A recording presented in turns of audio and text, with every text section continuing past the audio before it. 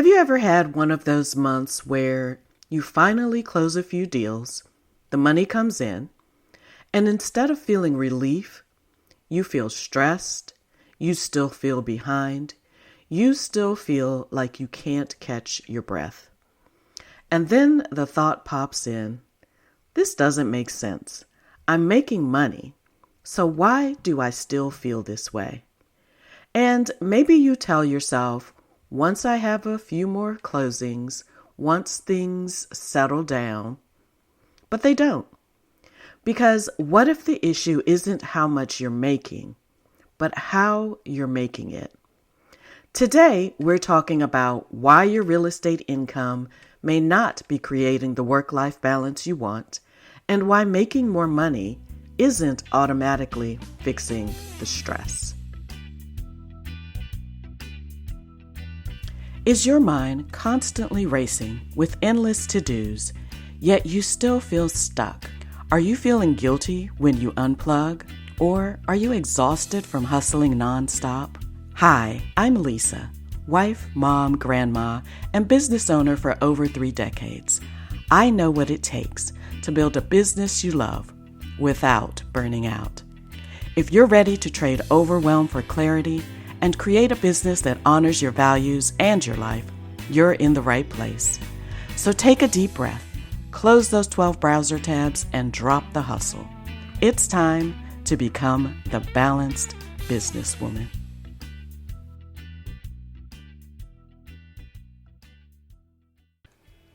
Before we get into today's episode, I want to pause with a special message for you. I know the overwhelm you're carrying feels heavy.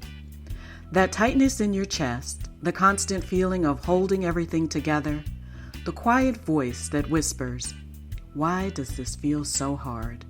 Am I really cut out for this? Listen to me. You're not alone. Every high-achieving woman in real estate I work with has felt this at some point. Successful on the outside, but tired, stretched thin, and trying to push through on her own behind the scenes. And here's the truth. Every woman who has stepped into her next level without burning out felt exactly what you're feeling right now. The doubt, the exhaustion, the sense that something has to change. If this is resonating, if part of you is saying, I can't keep doing it this way, that's not weakness, that's wisdom. You don't have to figure this out alone. Inside my private business diagnostic conversation, we slow everything down, get clear on what's weighing on you, and create a calm, intentional way forward together.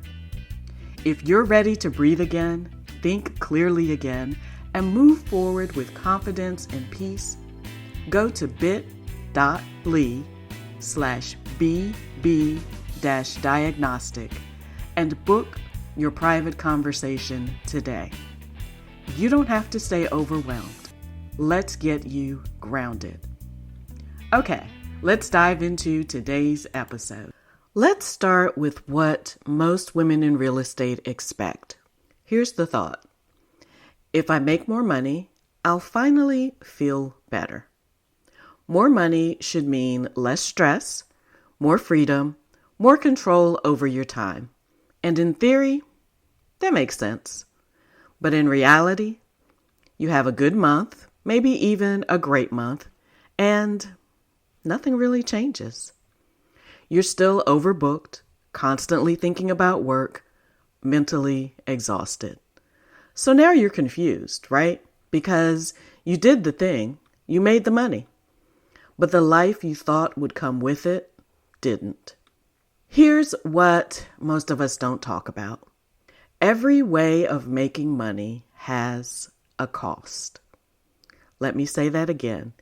Every way of making money has a cost. Not just financially, but emotionally, mentally, and energetically. So let's look at how most women in real estate are earning.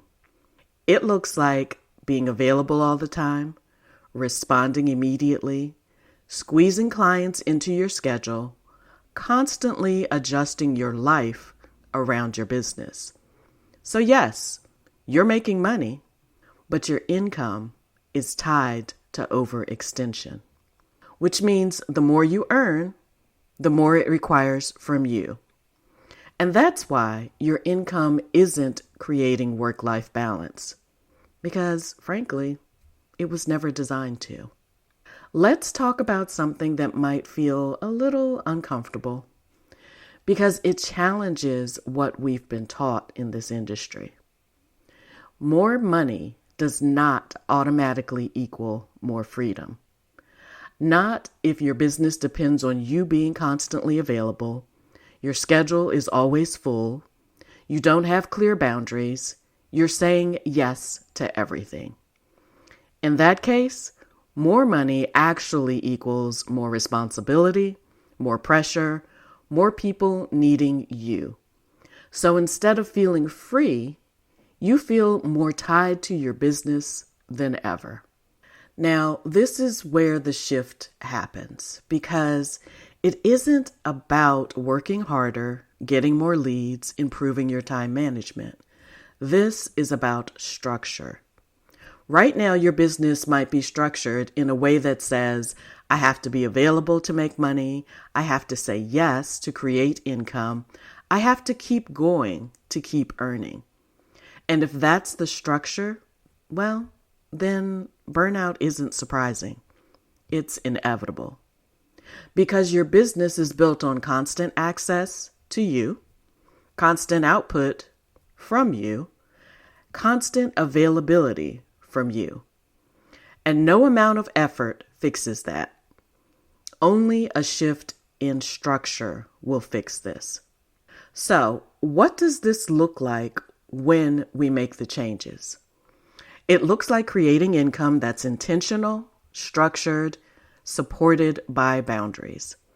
It looks like deciding when you work and when you don't, working with clients who respect your process, not feeling like you have to respond immediately, building a business that has some predictability, and most importantly, your income is no longer tied to constant availability.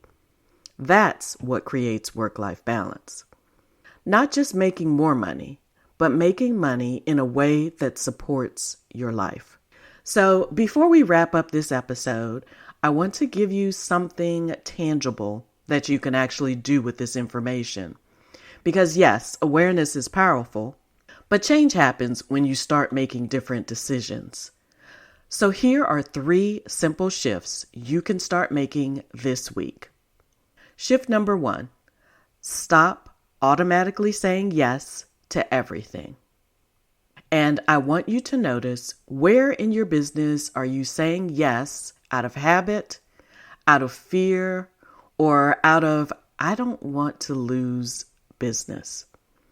Instead of immediately responding, practice saying this: let me check my schedule and get back to you.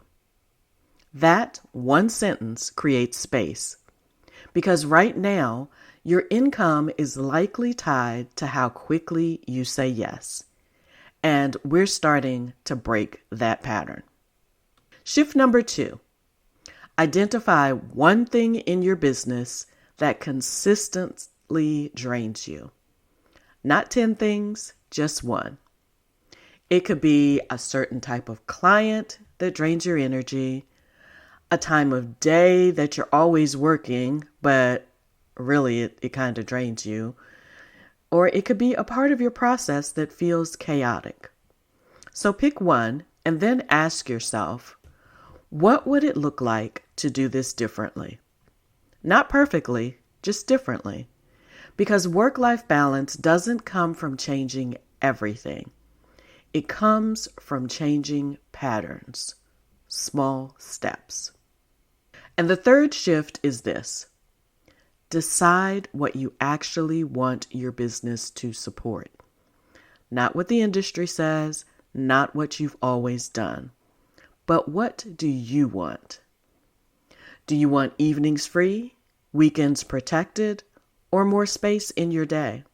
Or maybe it's something else. Because if you don't decide that, your business will keep deciding for you. And it's going to default to more, faster, always on. Now, these shifts may seem simple, but they're not small because they start to change how you make decisions, how you show up, and how your business operates. And that's where real change begins. I hope that you got some nuggets from this podcast episode. And thanks again for joining me this week. Until next week, make it a great day on purpose.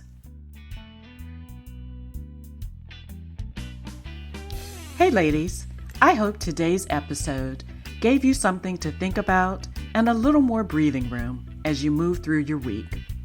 If it resonated, I'd love for you to share it with a friend, hit follow, and take a moment to leave a review. Your reviews mean the world to me, and they help more women find this podcast.